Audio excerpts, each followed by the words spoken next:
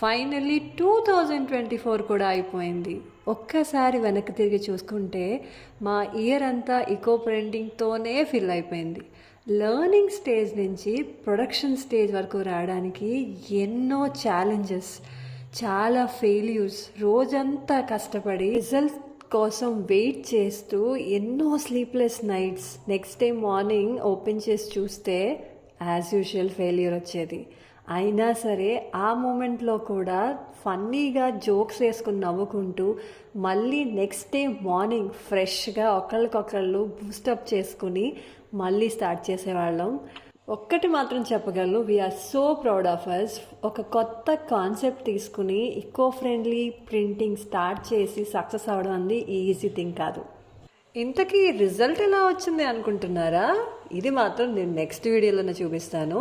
That's all for today. Bye 2024.